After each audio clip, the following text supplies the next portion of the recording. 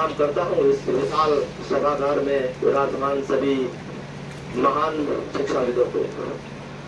मंच पर विराजमान आदरणीय हम सबके मार्गदर्शक डॉक्टर रूपाली जी साहिबा को और मंच पर विराजमान इस महाविद्यालय के प्राचार्य सरल और सादगी और उच्च व्यक्तित्व के धनी आदरणीय श्री सुनीता जी और इस कार्यक्रम के समन्वयक आदरणीय पारिक जी और सह समन्वयक श्री शशि जी बोहरा।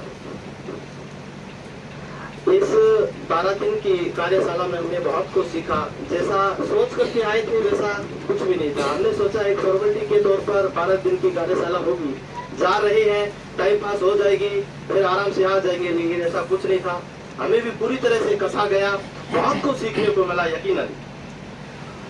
मैं प्राचार्य मैम और आईडी मैम का बहुत बहुत धन्यवाद करना चाहूंगा। उन्होंने इतने अनुभवी काउंसलर यहाँ निर्धारित किए, उन्होंने एक एक चीज को बारीकी से हमें समझाया, सिखाया और विद्यालय स्तर पर किस प्रकार से उनको लागू किया जा सकता है, किन कमियों को किस प्रकार से सुधारा जा सकता है, बेहतर तरीके से बताया है। इनके लिए हम पूरे इनके आभारी हैं।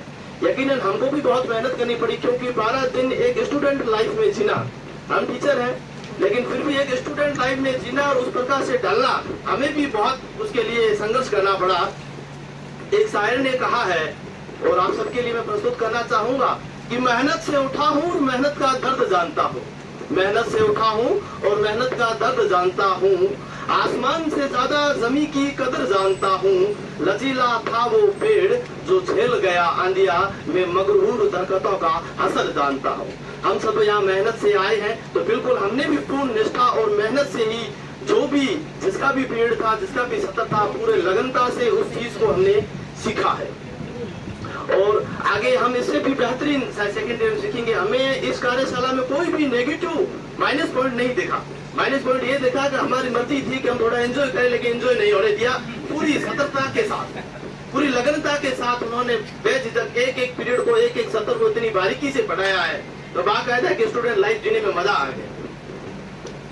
बिल्कुल हमने इस फीडबैक के माध्यम से बताना चाहूंगा कि यादगार और स्वर्णिम पलों में इन 12 दिनों का यदि हमें कभी डायरी लिखने का मौका मिला तो हम बिल्कुल इन 12 दिनों को एक अच्छे तरीके से संजो करके रखेंगे। आखिर में सभी महानुभाव मेरे हम उम्र सहपाठियों से भी कहना चाहूंगा कि हम ये बीएड कर रहे हैं और आगामी फर्स्ट ग्रेड के लिए कर रहे हैं, उच्चतम पद के लिए कर रहे हैं।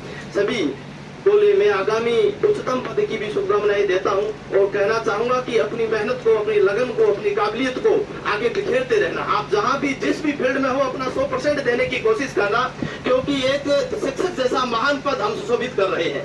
हमें हमारे पद की भी गरिमा बनाए रखनी है।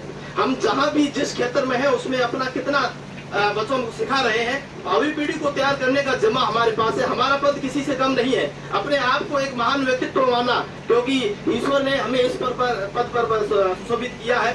आगे भी आप अपनी मेहनत से, आप अपनी काबिलियत से उच्चतम पदों को सुशोभित करें, ऐसी मैं कामना करता हूँ।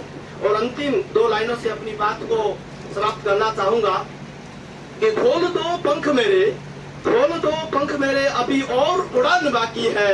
खोल दो पंख मेरे, अभी और उड़ान बाकी है। जमीन नहीं मंजिल मेरी, जमीन नहीं मंजिल मेरी, अभी तो सारा आसमान बाकी है। लहरों की खामोशी को सागर की बेबसी मत समझना, लहरों की खामोशी को सागर की बेबसी मत समझना। अंदर जितनी गहराई है बाहर उतना ही तूफान बाकी है, तूफान बाकी है।